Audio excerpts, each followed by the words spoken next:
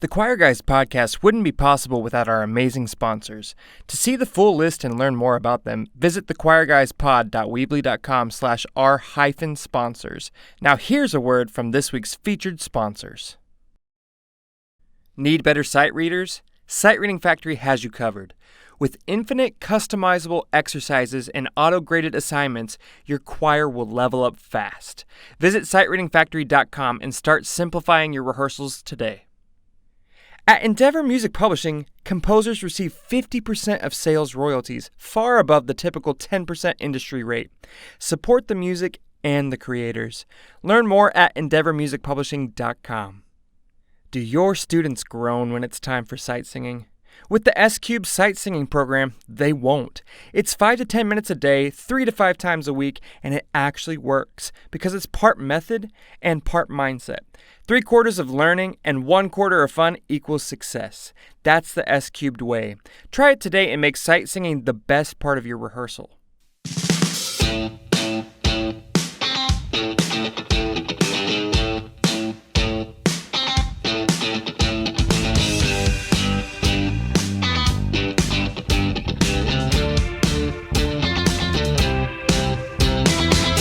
Hello and welcome to this episode of the Choir Guys Podcast. My name is Blake Richter. And I'm Danny Gutierrez. We have a great episode in store for you today. Another fellow podcaster will be joining us shortly. So cool.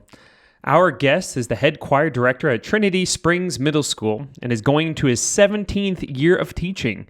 He received his bachelor's degree in music education at TCU and his master's degree from UNT. Most recently, his varsity treble choir was invited to perform at the 2025 American Choral Directors Association Conference. Nailed it. And the 2023 Texas Music Educators Association Convention.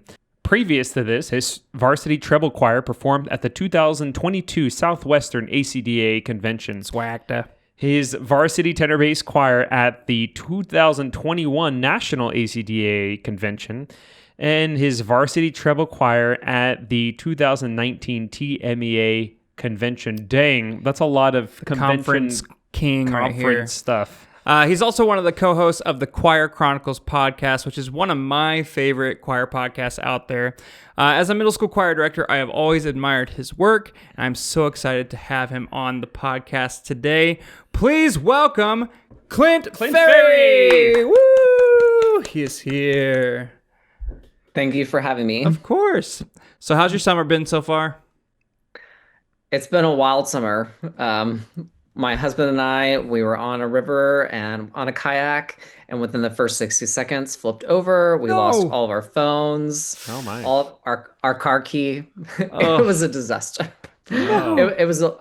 But it's been a fun summer. But it has been a little wild. But we've enjoyed it, and we're currently in Houston visiting his family, where it is like 150 degrees. Ooh, yeah, no thanks. So, no thanks. Yes, it's been very hot here too, and it's like. It seems like in Missouri, we wait until about, I don't know, middle of July, early July to get like super hot. No, it's been hot and like really hot for like the past week and a half. So I can only imagine what it's like in Texas. So we have had an irregular summer where we've had so much rain in the month of June that in Dallas, Fort Worth, it's been like not hot. So it's been weird. Yeah. Well, I was just in Dallas like 3 weeks ago, and when I first got there, it was extremely hot, and then it was extremely rainy for like a week straight. They had a huge storm that came in, actually, and then it's been fine, I think, right? It's kind of like chilling since. I think it's trending back up to you're about to burn your skin off. Okay, got it. We love it.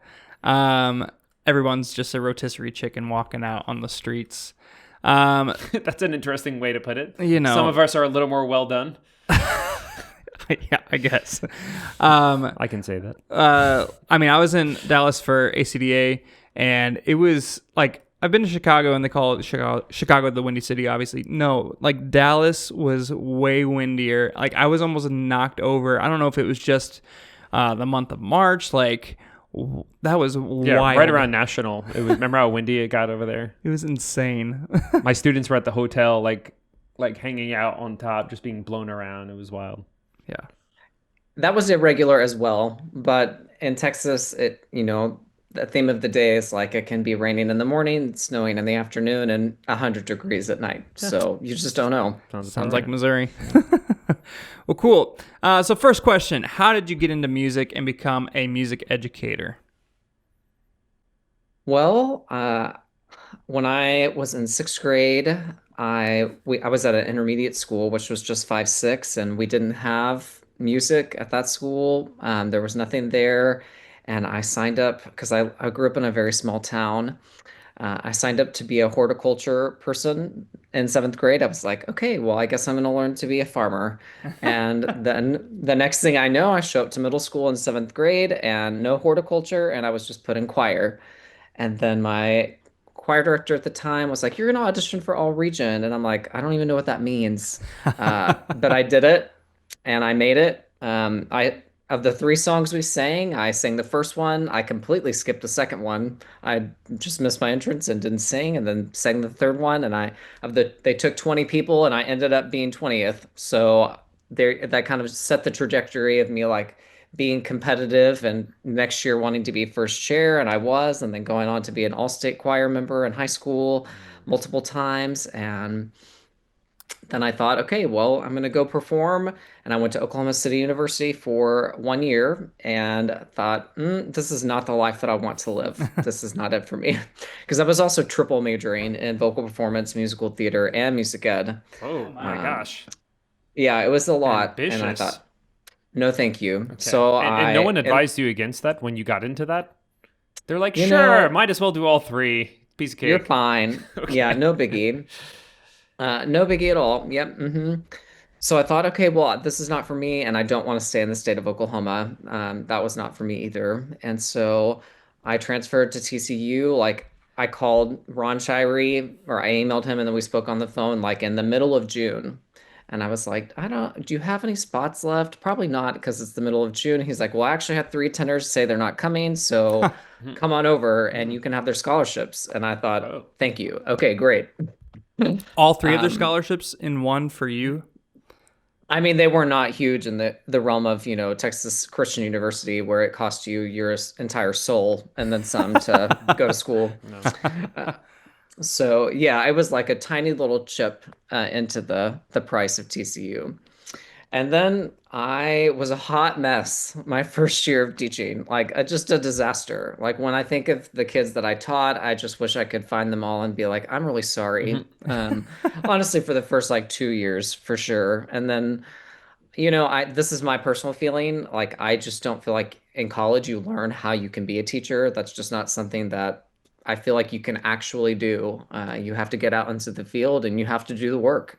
And I kind of just feel like I taught myself a lot by watching, observing, stumbling, and falling into multiple dumpster fires consistently for years. And then you just kind of pick it up and keep going. And so I found my way and I found my niche, and I taught high school for 2 years as an assistant after I taught middle school for 5. And while I enjoyed that time and like I love the independence of like high school children, and they're able to, some of them are able to get themselves around, obviously, because they can drive. I just knew that middle school was for me, and I ended up at Trinity Springs, and that was the honestly the best decision of my career, deciding to transfer over. Yeah. It was great. And you feed into Adrian Kirtley's school, is that true? I feed into Timber Creek High School. Yes. Nice. So Yes. Adrian is one of our favorite people as well. So it makes sense why his choirs are so amazing. They get you as a feeder school. Like that's wild. That's so awesome. Well, thank you. Yeah, the kids are very. I feel like it's kind of like a diamond in the rough, and that's what I thought of when I decided to take the job. There's a lot of hidden talent over here, and it just wasn't being harnessed. And I thought, well, I'm going to be the person that goes over there and does it. And I put in a lot of hard work and harnessed it. And now it's just kind of like a machine. We just keep going and growing. And we have 450 something kids this next year. And we only have seventh and eighth grade at our school. Yeah. So I don't get to teach my sixth graders, which is a huge disadvantage. What is the size of your school? Probably like 910 kids with the last time. So we have a little over half the school in Wow. choir, which is great. That's amazing It's too, because it's a really, I know Timber Creek, the band program is really quite good as well. So you're having to share a lot of students, I'm assuming. Yes, honestly, we have never shared more than probably 7 or 8 kids Oh, and wow. at the middle school level. Yeah. We share a lot of kids with theater, and like this year was the first time we ever shared an orchestra a kid, but orchestra, honestly, they like implemented orchestra and then COVID hit. And Huh. so orchestra is not big in our feeder pattern, which is fine by me. Uh, more kids our way. But something I think really draws kids to our program is like show choir. It's not what I love doing. I mean, I do it and the kids love it, so I've learned to love it. However, like typical concert choir is like my jam, and I feel like I get a lot of kids in the door who feel like, oh, I have to do concert choir, and then by the time they leave, they love it. You've And converted them. yes, and they still love show choir, but like I had a girl who, as a seventh grader, sang in my last TMEA choir in 2023. And as a seventh grader, she was like, "Ugh, I don't want to do this." And by the time she left in eighth grade and sang in that TMEA choir, she was like, "I can't believe I ever told you that." I'm like, yes, I know. So, what is your daily schedule like? Like, how many choirs do you have, and what's your setup? Well, we have 8 performing ensembles. Only one of them meets after school, but the rest are all classes during the day. So we have two JV treble classes. I really hate the word. Oh no, I hate the word non-varsity. I don't think you're a non anything. Yeah. So I like the word JV. So we have two JV treble choirs, JV tenor bass choir. This past year was the first year we've ever done a split tenor bass choir. We had over 100 kids or 100 tenors and basses sign up, and so we just couldn't fit them. And we have a really small room, like the smallest in our district, probably this one of the smallest choir rooms I've ever seen. It's insane. So a JV tenor bass choir, a varsity tenor bass choir, varsity treble, and then we have two show choirs, a varsity and a JV, and then we also have a mixed choir that meets after school once a week. Cool. That's awesome. Yeah. All right. Well, in addition to all the awesome things you're clearly doing with your students, you're also the co-host of the Choir Chronicles podcast. How did that come about? Like, what was your goal going into it, and how did that happen?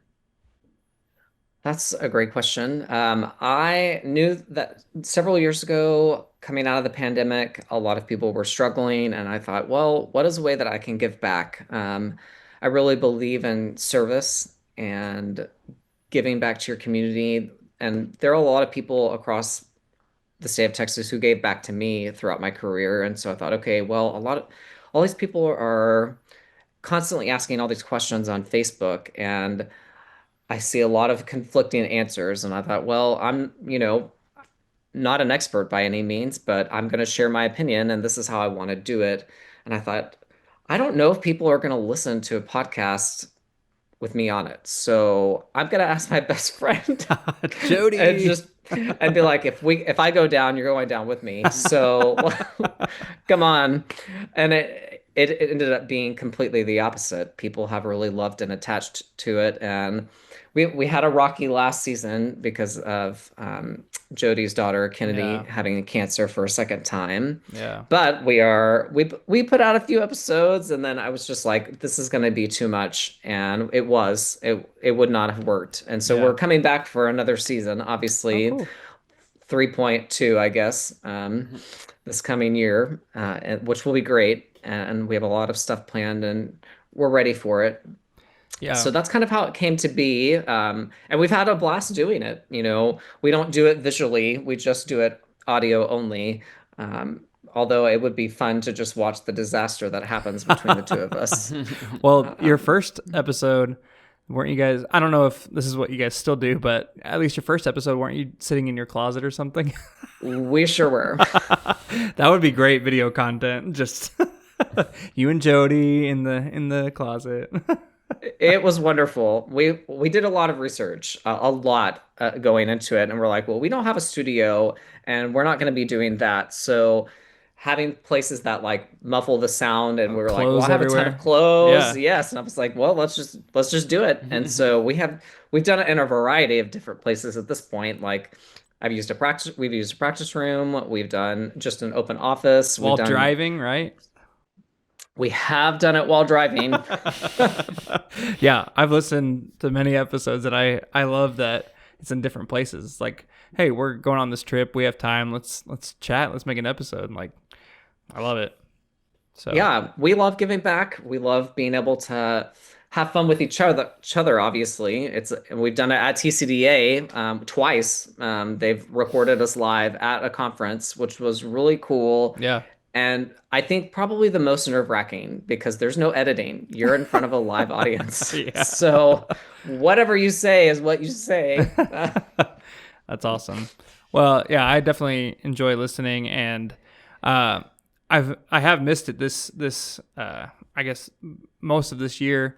But yeah, we took a lot of time off this last year as well. So like, because my wife and I adopted a baby girl, and then just some other personal things that we were both going through, both of us, and so yeah, I'm glad you guys are coming back because we've enjoyed coming back. It's been a good time. So I'm glad the Choir Chronicles is not over.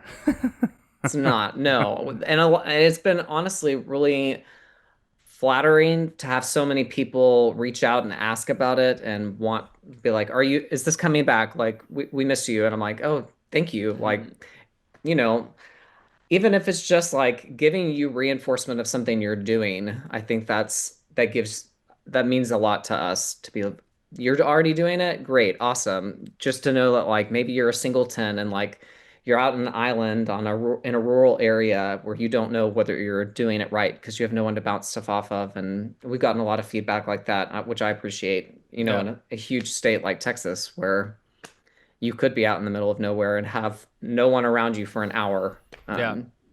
Yeah, I know. been great. Like we do a lot of things similarly, but like slightly different. And there are ways that we've changed things. My co-teacher and I, Lauren Bowman, we've changed things just slightly because of things that she actually introduced me to your podcast, and so we both have listened and we've changed things just slightly because of what you and Jody have done. So I appreciate it for sure. I know other people around the country for sure appreciate the Choir Chronicles. So yeah. Choir directors, if you're looking for a new fundraiser that actually works, Kansas Made is the one. Danny and I have worked with them for over 5 years now, and last fall, our program sold over $35,000 worth of pastries. Why? Well, because the product is delicious, the process is easy, and the company is amazing to work with. Students are excited to sell, families love to buy, and everything arrives in a timely manner. It's a stress-free, high-return fundraiser that we genuinely enjoy doing every year. So if you're ready for a fundraiser that feels like a win on all fronts, visit kansasmade.com. If you're still printing sight reading examples or spending hours creating them yourself, stop. Sight Reading Factory lets you instantly generate unlimited sight reading exercises for your choir at any level, in any key, with your choice of rhythms, intervals, and even solfege. But here's the kicker. Sight Reading Factory now includes auto assessment and gradebook integration so students can complete assignments independently, get real-time feedback, and you get grades without lifting a finger. Plus, you can send individual parts or even full octavos straight to your singer's devices with live practice. You can get all of this for as low as $3 per student. Check it out at sightreadingfactory.com, and thank you to Sight Reading Factory for sponsoring this portion of today's episode. When you purchase music from Endeavor Music Publishing, you're making a statement. Composers earn 50% of royalties, not the standard 10%. That's over 5 times more for every sale. Endeavor isn't just fair. They also publish incredible new choral works. Take the Daniel Gutierrez choral series, including the powerful new piece by Danny, Fortes Fortuna, designed for modern choirs and full of energy and musicality. Choosing Endeavor means supporting emerging talent and getting repertoire that resonates. Visit endeavormusicpublishing.com and see why fair pay and great music go hand in hand. So, Clint, as someone who has been selected to perform at many conferences, as we stated in your bio, what do you think is the key to a successful conference submission? Asking for a friend. That's a big question. It is. And I think that I have learned through multiple ways. Like I've been on the TMEA listening committee twice at this point. I actually just listened and sat in on the Midwestern ACDA listening panel this year, which was really cool. Sweet. Yeah, it was interesting to see and listen and just hear what different choirs on different part of the country sound like.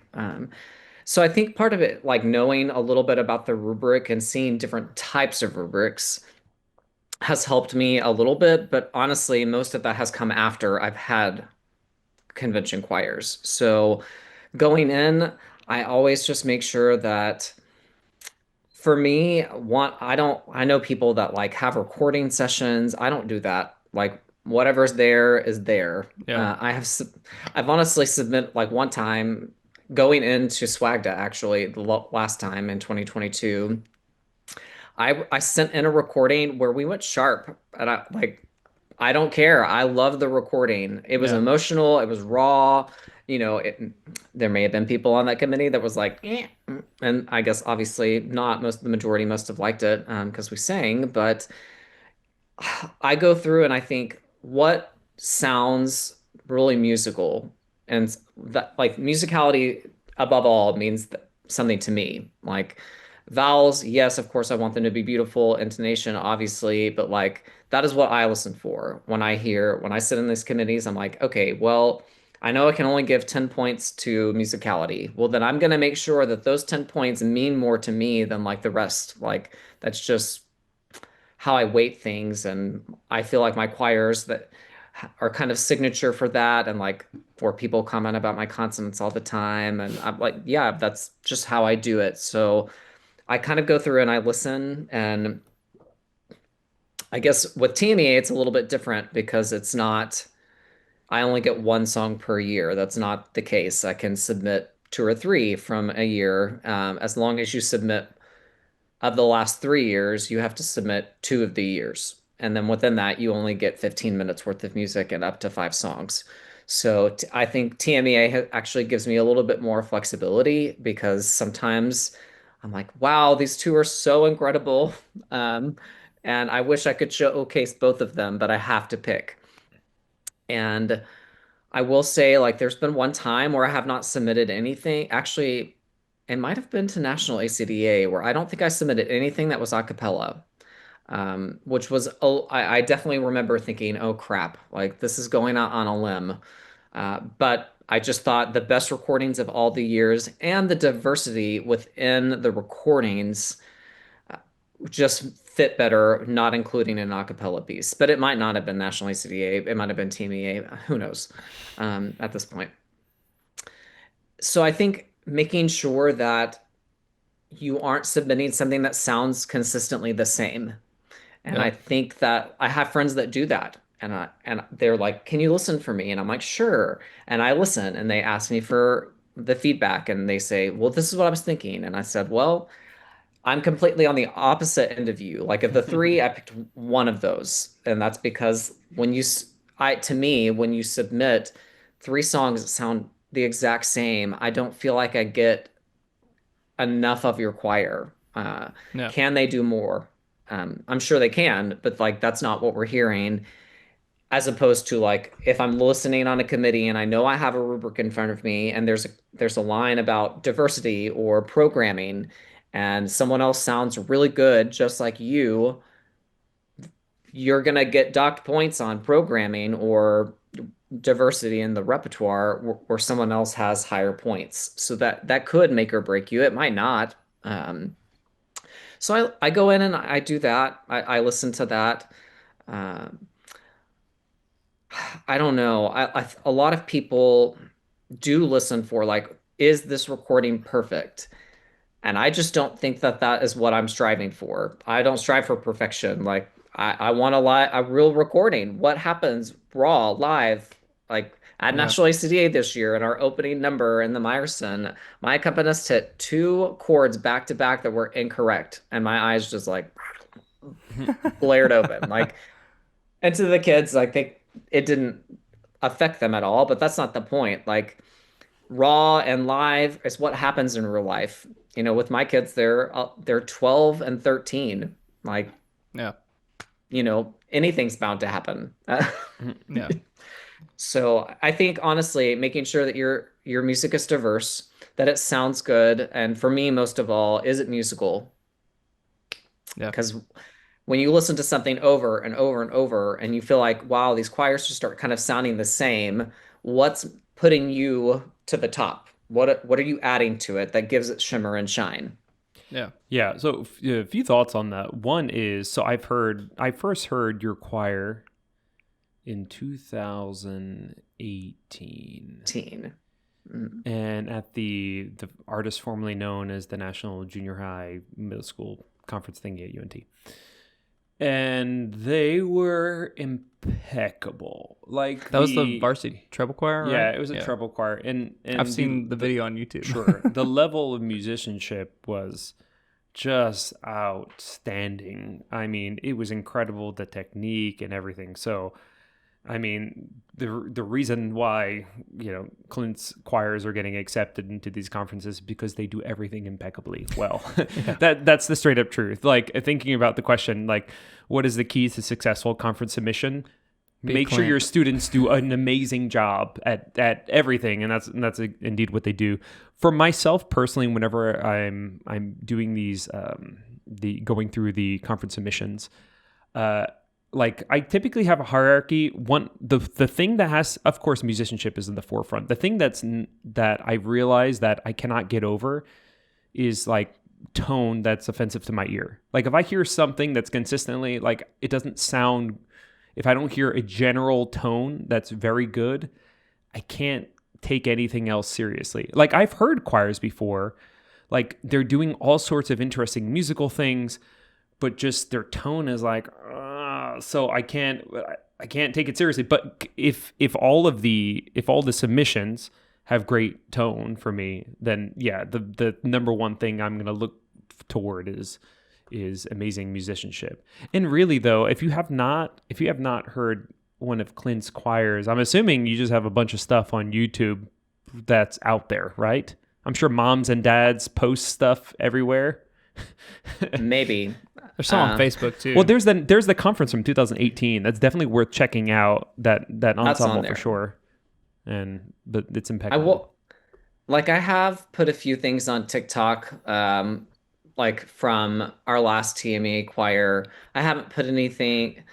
Honestly, like, I kind of sit on the line of, do I put this out there or not? Because if I put it out there and then I submit to a different conference, I don't want to skew someone's thought by going, oh, I know this is Clint's choir because I've heard them on YouTube, or I've heard it, or, so that kind of blurs the line a little bit for me. But I also I don't know. When it's good, it's good. And if people like it, then great. And I would agree with you. Like, I've heard choirs that I feel like do a lot of things like consonants and musicality, but if their tone is not something that resonates with me, that, yes, I would agree with you in that. Like, I don't teach my kid, no offense to anyone that does.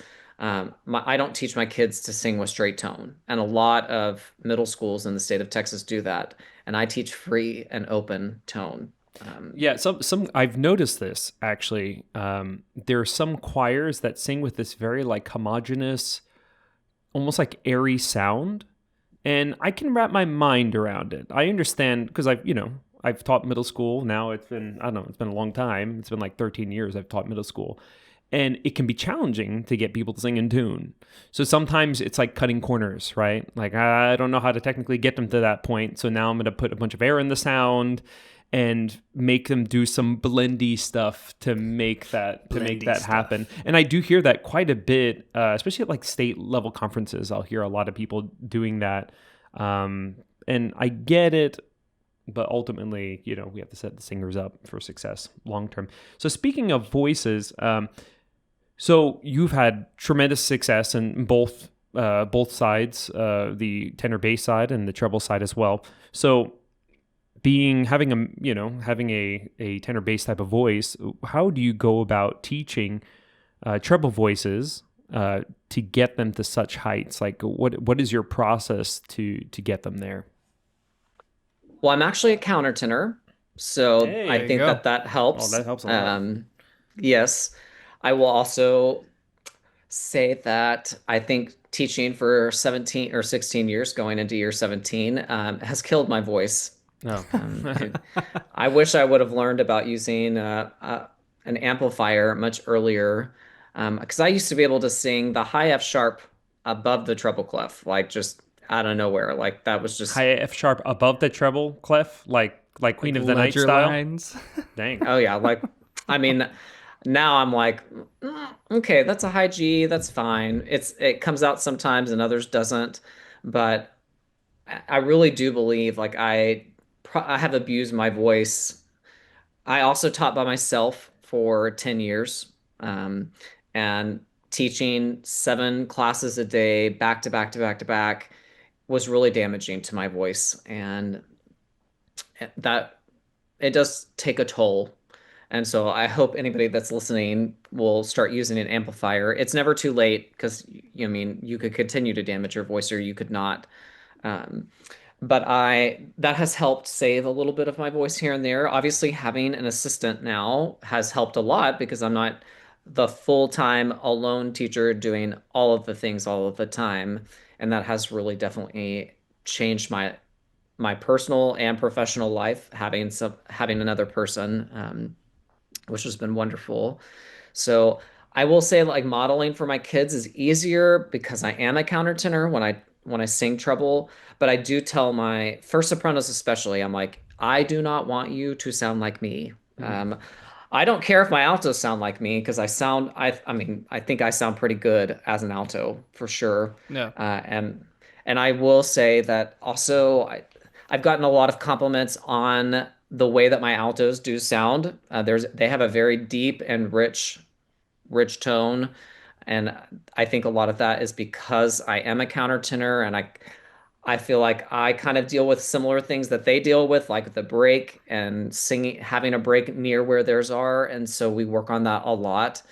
Um, my second sopranos often do like model after me, which I don't mind either because I think it's a pretty solid sound. But those first sopranos, I'm like, no, no.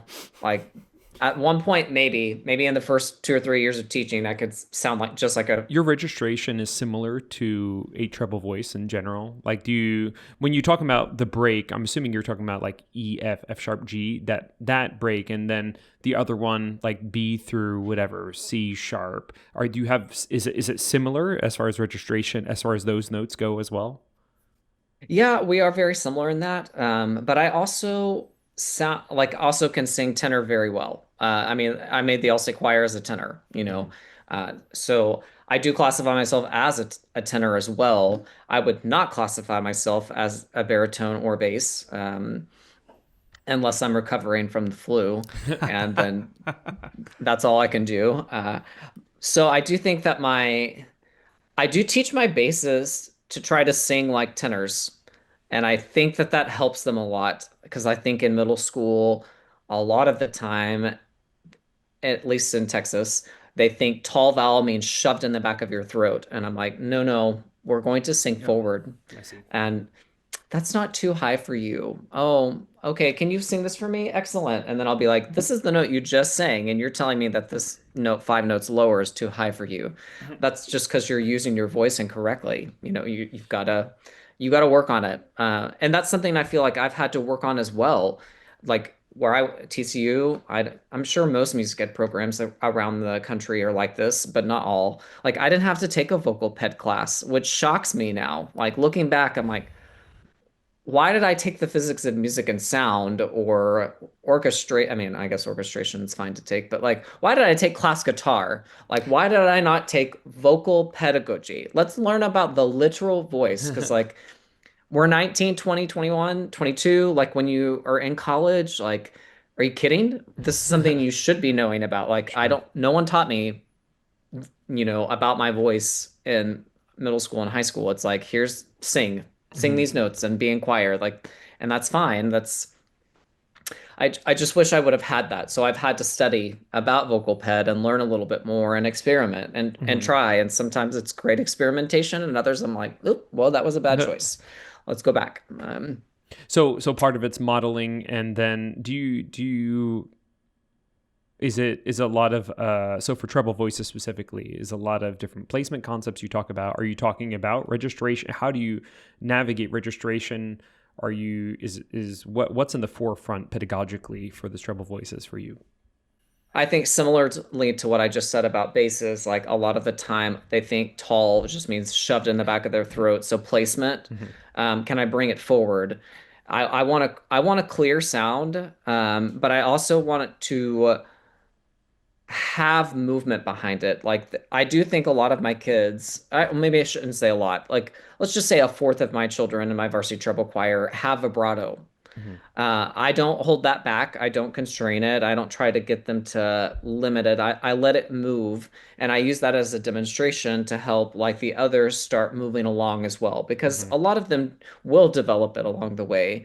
So I'll play recordings and I'll be like, okay, I love this choir. This is a really cool sound, but we're not making this sound. Then I'll play a recording of a choir where it's free and open and they hear vibrato and I'm like, yes, this is the sound that I would love you to strive for, but I don't want you to mimic that. I want you to hear the sound and go towards that sound. Mhm.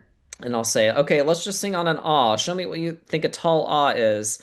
And half of them are just in the back of their throat. And so I'll just, have them put their hands here and I'll say, choir, choir, choir, choir, choir. Well, we're not going for this and we're not going for this. So I have them sing with their hands up a lot. Mhm. Singing in front of their hand has helped a lot. So I work on the placement of the actual sound, which I think fixes a lot of vowel issues. Not all, but once they get going and they know the sound that we're going for, it's Mhm. great. I do think sometimes, especially my first sopranos, will strive for a little too bright of a sound. When they go they're the extremes. They're either super dark or super bright, and I'm like, we need to go here. So we Mhm. work on placement a lot, the shape of the vowel as well, uh, and modeling what healthy singing is. We do have a few kids that are really involved in musical theater, and I do think that at this age, when you're in musicals and you're not being taught by someone who's a vocalist, you get told to yell a lot. Yeah. Sing louder, sing loud, loud, loud. And I'm like, yeah, that's not healthy. Mhm. So I kind of combat that a little bit here and there. And I do feel like most of my kids, if not all of them, really trust me more than what they're being taught in musical theater, and which helps because when I tell them like this isn't a good sound, I need you to understand that if you keep going this direction, your voice is going to be damaged, and a lot of them do adjust beyond that. So, talking about healthy singing, the placement, tone, um, are you blending and balancing as well? We do a lot of like move around. I move kids around a lot just because I don't want them to, one, get comfortable singing next to just one person. Because at National ACDA, one of my best altos woke up with strep, and couldn't go with us the day before for a rehearsal or the day of, like, I'm just gone. And I'm like, oh crap. And that was our alto who can sing like lower than most of our tenors, like just incredible sound. And I hate that she had to miss, but hey, there was an open hole and like everybody got to get used to what that sounds like without her around. So we do a lot of moving and blending and balancing between different people.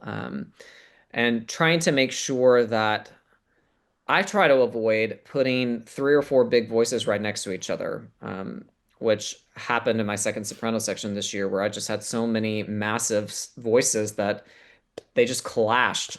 And I'm like, all right, we got to have like a big voice and a filler, a big voice and a filler, or a big voice and two fillers, because it's just so huge that their vibratos were like causing intonation issues between in the choir within their section. So we do talk about a lot about that. And I tell my kids up front that you have to be vulnerable in this class and you have to be willing to be called out. Like I've got to be able to say, Blake, you are the one sticking out. You are sharp and you have to be okay with that. And if you're not, like I don't do tears. So like no tears and there's the door. Like there's no crying in baseball. that's right. But I also developed that relationship with the kids where like they're okay with it by the time they're in varsity treble. And even the seventh graders that just go straight in, I tell them in May, we have a meeting at the end of every year that's like, you made it. This is what you expect. And I pull all those little sixth grade babies up that are about to be in seventh grade and say, I'm going to be the hardest on you. And you have to be willing to take it. And like, this is the way that it is. And if you don't feel like you can take constructive criticism like blank, blank, blank, then this is probably not the ensemble for you this year. And I've never had a kid be like, okay, I'm out. They like the challenge. And I think it also helps that the kids that were in it the year before help bring everybody up the next year. They push them and they're encouraging. And so all of that to say, this is a long-winded answer to what do I look for in a sound? But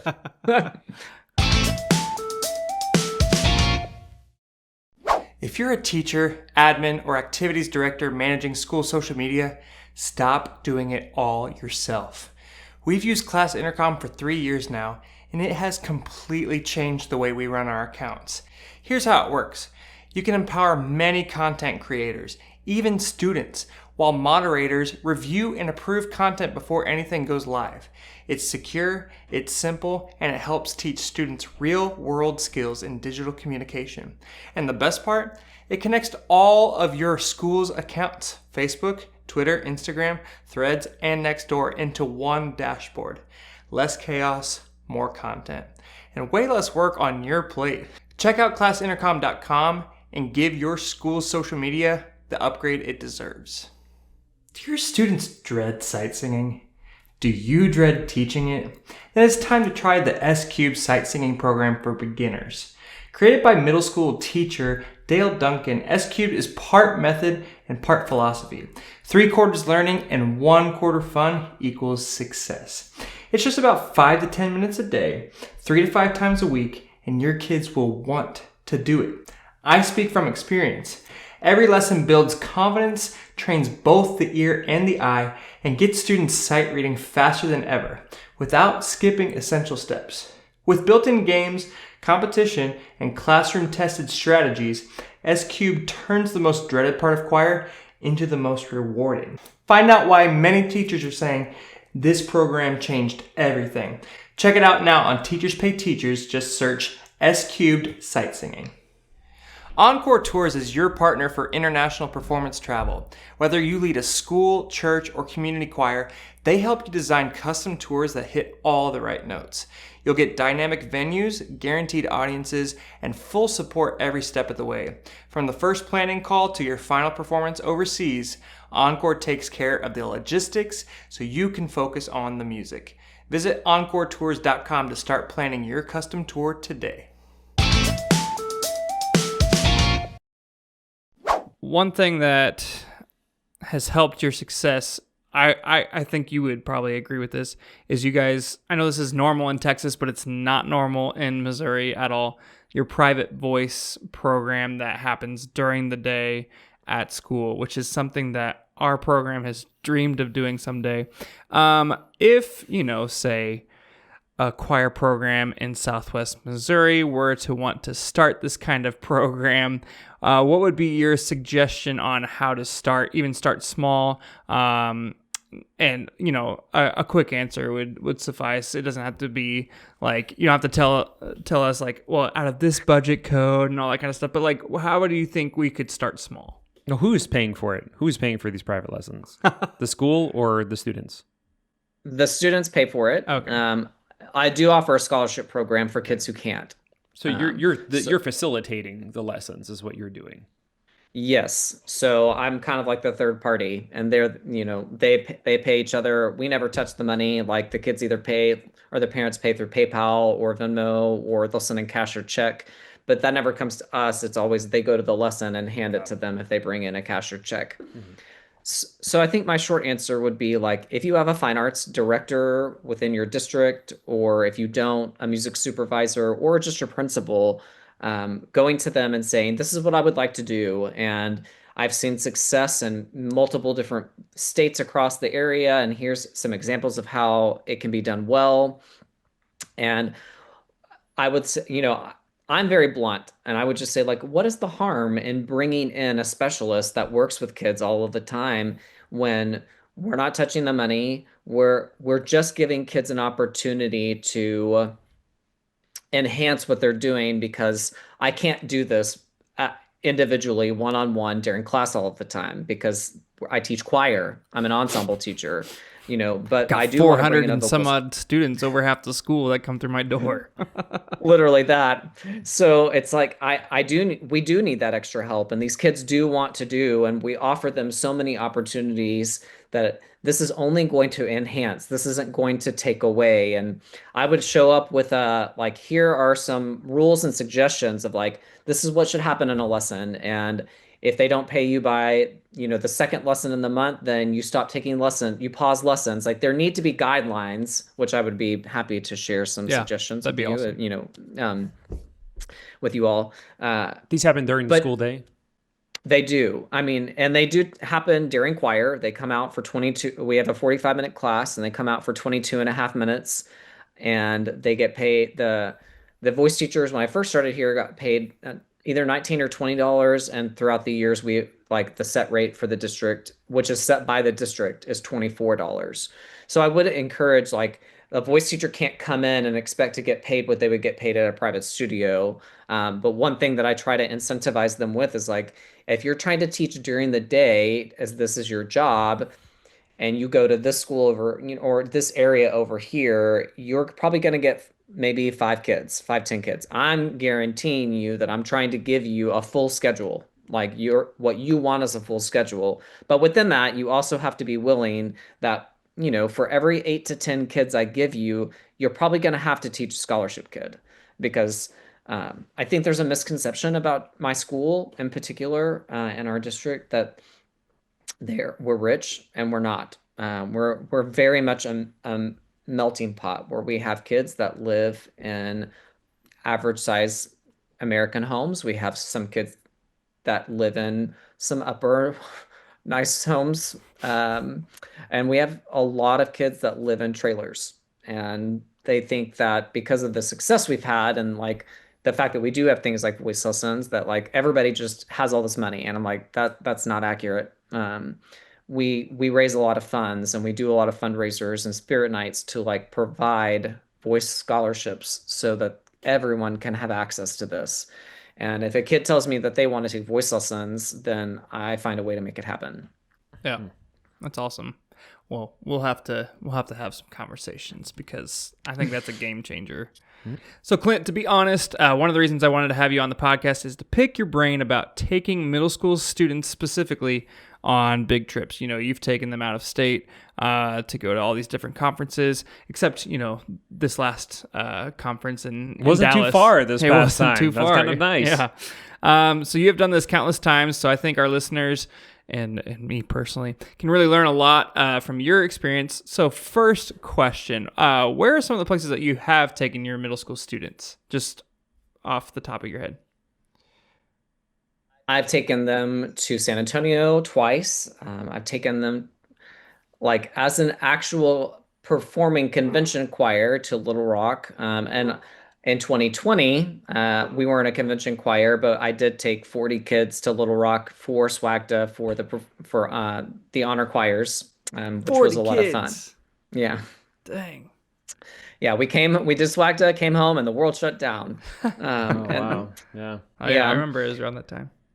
I mean, like at National ACDA, I will say like it was still stressful, but definitely not as stressful to take them to Dallas, even though like people think, oh, it's in Dallas, so you're close. I mean, it was an hour away, and it still involved a lot of thinking ahead to try to make sure certain things happen because, it's not all on what you want to do. You're waiting around for them to give you a schedule and then to be like, you have to be here at this time and this time and this time and then blank. You've got to plug in all of the different ways. And it was our spring break. Yeah. So like the kids had to give up part of their spring break to do that. So San Antonio, Dallas, Little Rock. Um, we'll be going somewhere else this year as well. But I don't know if I'm allowed to say that or not yet. It's fine. So I guess another quick question. Well, how far is Little Rock from where you're at? 5.5 hours, 5 hours. Cool. So, what are some key factors you feel like set with the foundation for a successful and safe trip? I think having chaperones that are on board with like this is the expectation, and like I have a chaperone meeting with them ahead of time that like you will do the following things. Like if you're going to be an official chaperone, you will ride the bus. Like there's no driving your own car. This is what you're doing. This is what I expect out of you. I expect that kids are not acting foolish, and I expect that if you see a kid acting foolish, there's no warning. Like you bring them to me. Like this is what I want because we're in a different state or a different city that's 5.5 hours away from where we live. Like we're not going to act foolish, and so having chaperones that are willing to like put their foot down and follow what you need, and also like be people who are going to jump out of their way to like do anything for you. Because I do think that it's important that if we're talking about like going on a big trip just in general, or if you're going to a convention choir where things are just stressful for you and you have a lot happening, you don't need to be dealing with a uniform snafu. Like those things are not things you need to worry about. Like I want people who are going to dissolve issues before they get to me that either one I know nothing about or they've handled it and then they let me know after the fact, or if it's huge, then obviously they bring it straight to me. Yeah. So I think that's having chaperones that are on board with that type of being on it, and willingness to help are clearly very important. Uh, I also think that something that really ties this in is like planning ahead. And like, I don't think you can start planning too early. Like, you need to know, like, all right, we're going to be gone from this time to this time. That means the kids have to eat. All right, I'm going to research where are we going to be here? How much time is it going to get from point A to B? Eat lunch, gather it up. I build in probably 20 extra minutes to anything that I do travel wise because you just don't know. And then how do I get from point lunch to back to point A or to go to B and then back to A? Like there's so much that goes into it that you really have to think ahead. And until you do it, you just don't know. And like I will say the first time I did this, I was like, I have no idea what's happening. And I learned a lot from that first experience, and it was wild and crazy. And luckily it was TMEA, so I was able to kind of adjust on the fly because I mean, it's always in San Antonio. It's in the same convention center. Like I was familiar with where I was, which made me more comfortable, but it gave me a lot of foundation later on to take kids where I needed to go, and what we needed to do. Yeah.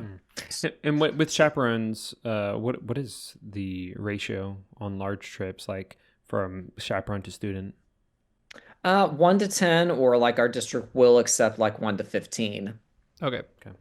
And then like you said that you have a parent meeting or a chaperone meeting at the beginning, before these trips happen.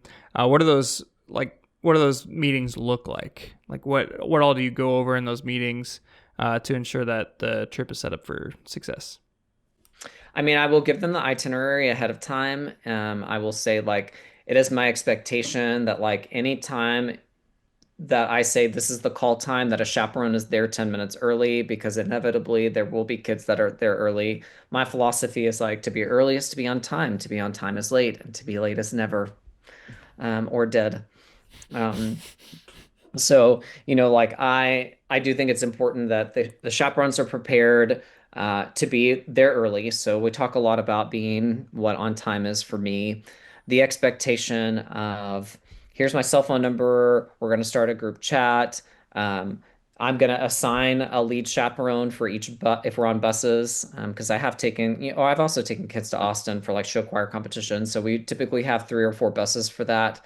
And like, I don't need 100 people communicating with me. I need someone communicating from each bus, because it will be overwhelming. And I know that a lot of parents, they love the opportunity to feel important. And that is, I think, important as well. And like, they are giving up a lot, but like, when a fire is happening, I don't need 15 people coming to me. I need 1 or 2. Like, and that's the way that it is. So like, I try to assign lead chaperones based on that. And it's typically people who I've had experience with before, or, they're returning parents that I know from previous years, that I know how they work and function. And because trust is really important. So I talk a lot about trust, and I also talk a lot about like, you set the example. If you are late to things, then you're giving the children permission to be late. Because I have experienced chaperones being late in the past. I'm like, that's not cool.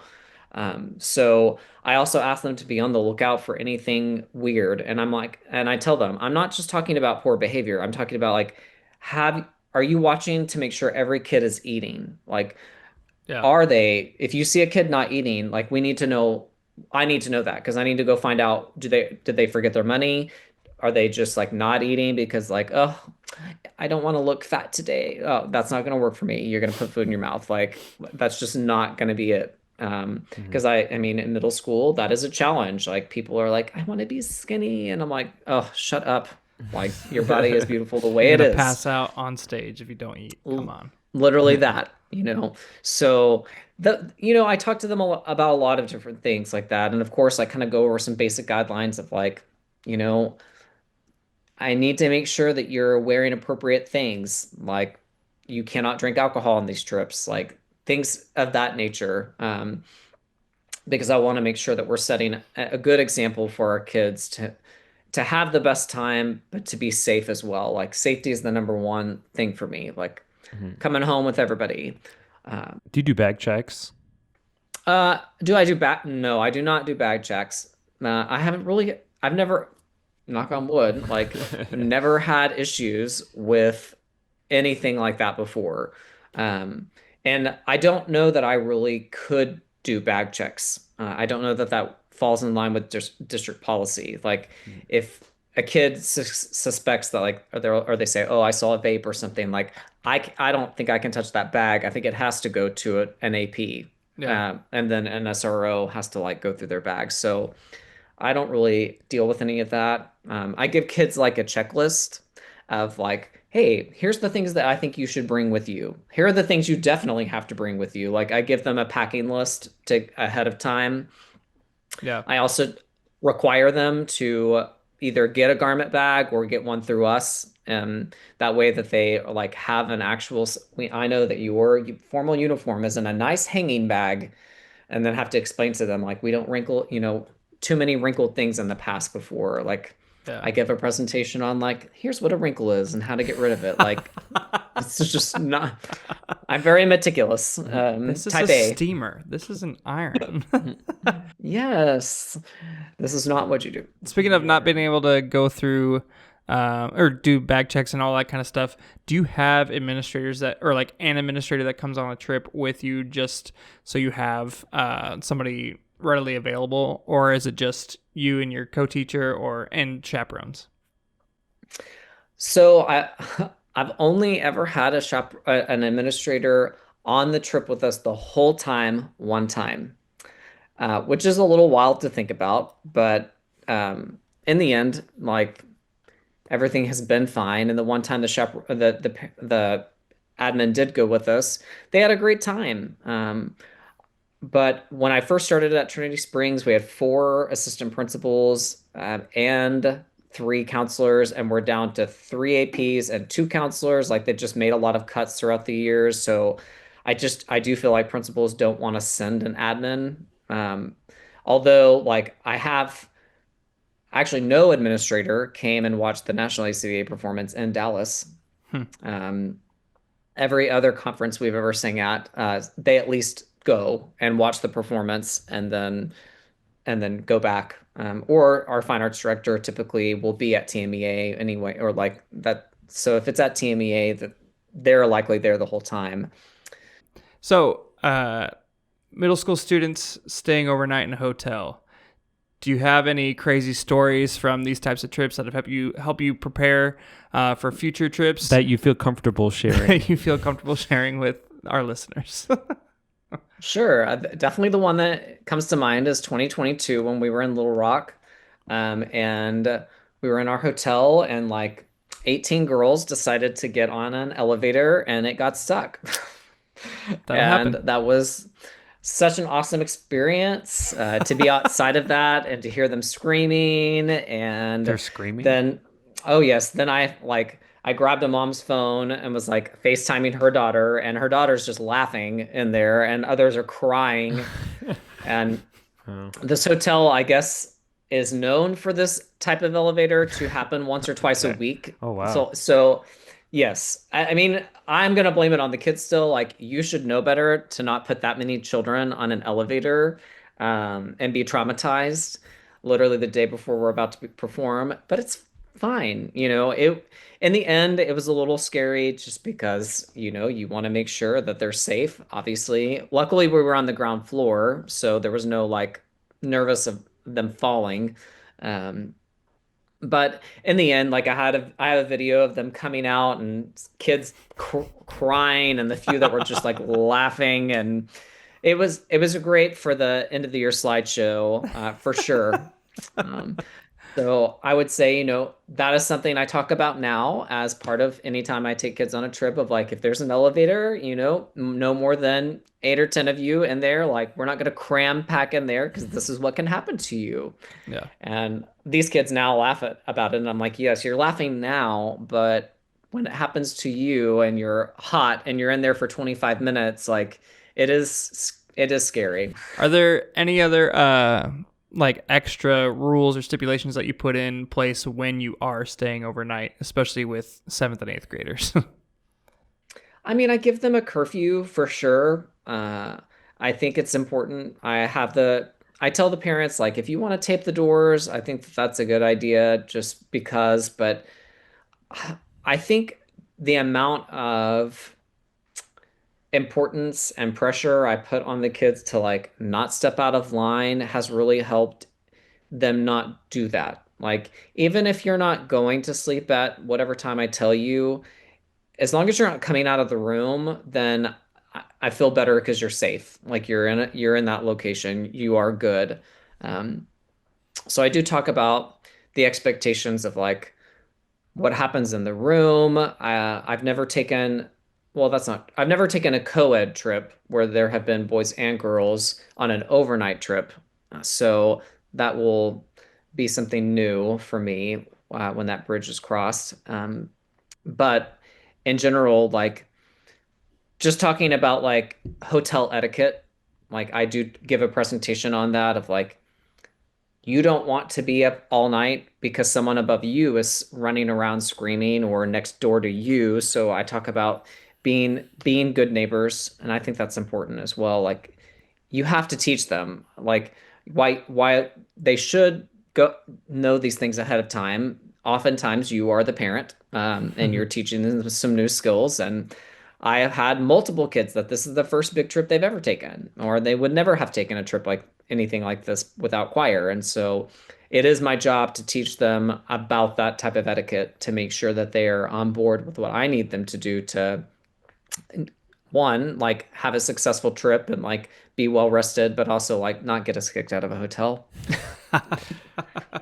Yeah. All right. Well, do you have any other advice to give listeners when it comes to going on trips with these wild teenagers?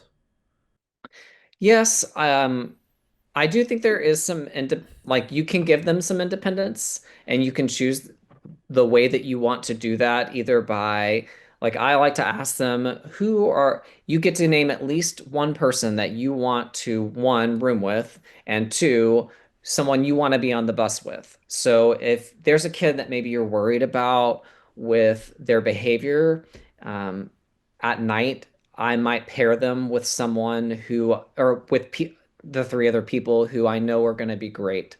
And then the give there would be like, okay, if I'm not going to let them room with people that they really want to room with, then I'm going to make sure that they're on the bus with several people that I know that they would want to be there with. Yeah. Because it is important to like make it enjoyable for them. But I'm also not going to put a bunch of rowdy people all together in one room. Like you should avoid that. And if you end up having that happen because of, I don't know, whatever reason it does, like you have to make it happen because you just have too many potentially rowdy children, I might ask the hotel, like, I need to make sure these three rooms are right next to where I am. And I myself might stay up and sit in the hallway. And I do encourage the parents, like, hey, for maybe the first 30 minutes after curfew, could you sit in the hallway or take shifts like U15 to make sure we're doing what we need to do? I sit out in my hallway for a good hour. Like, I want to make sure that we're doing what we need to do to keep the peace on all the floors. So that, think about who your kids are, because you obviously, as your own teacher, know your kid's the best, and you also know, like, this combination would be a disaster, or this combination would not be. Yeah. And the reverse being, like, if you know that you have a kid who, like, just loves choir and is singing in choir with you and is going on this trip, who doesn't really have many choir friends, or like is kind of like a loner, you want to make sure that you have a conversation with a few other kids that's like, hey, I really need you, Blake, to make sure you're taking care of Daniel, because like they're just not with it, they're not gonna be outgoing enough to say that they need help and that they want to hang out with you. So can you ask them? Can you be strong enough and be like, "Hey, I'm asking you to come sit with us at lunch." Like, and you can make that happen, and you're bound to have at least two or three kids that are willing to do that because they're good people, and you never know, they may have experienced the same thing before in the past. Maybe not with Danny, but some Well, other kids. Daniel's a loner, but Danny's a party animal. Alter ego. Yeah. Well, thank you so much for being willing to be on the Choir Guys pod today. I know I've learned a lot from you, and I pray I get to continue learning from you, because you are a gem and you are just a legend when it comes to middle school music, middle school choir, all the stuff. So thanks for being awesome, and thanks for being on the podcast today. If our listeners want to find you on social media, how can they find you or follow you? And also Choir Chronicles stuff. Sure, you can find me on Instagram or Facebook or TikTok with Choir with Clint. You could also follow the Choir Chronicles podcast, and I'm also currently serving as the middle school junior high national ACDA R&R chair, so you can find my contact information through the national ACDA website as well. Well, thank you again. We Thank appreciate you. it. You're awesome, dude. Well, it's been my honor. This is the first time I've ever been interviewed on a podcast. So Oh, really? it's been- What? Wow. Sorry, I just We got the first really one. aggressively touched your arm right there. My bad. Yeah, my arm fell off the table just Sorry, now. sorry. Yeah, That's shocking, well, though. sometimes when you've done a lot and people see you as really, really successful, they're intimidated by you, or they think that you won't talk to them. So I do often think that, like, I'm overlooked a little bit. And I have friends that are like this too, like, because people are afraid to ask questions. Yeah. And so, like, if you're listening, like, I'm not afraid. Don't be afraid. I'm just a human. When also, like, you have a podcast where you help people and you like essentially provide professional development. So obviously you're willing to help people and be a resource. So I feel like that makes you a very attainable and reachable person. So, well, Yes. Well, I am. Well, awesome. Well, that wraps up this week's episode of The Choir Guys. Don't forget to subscribe on YouTube to The Choir Guys channel so you can know when new episodes are coming out. Listen and subscribe wherever you get your podcast. You can follow the show on all social media at The Choir Guys Pod to catch bonus content throughout the week. Feel free to message us through these platforms if you want to hear us talk about something specific on the show. Thanks again to Clint Ferrie for joining us on the podcast today. Make sure to tune in next time for another exciting episode. Thank you so much for watching. We'll see you in a couple of weeks. Bye.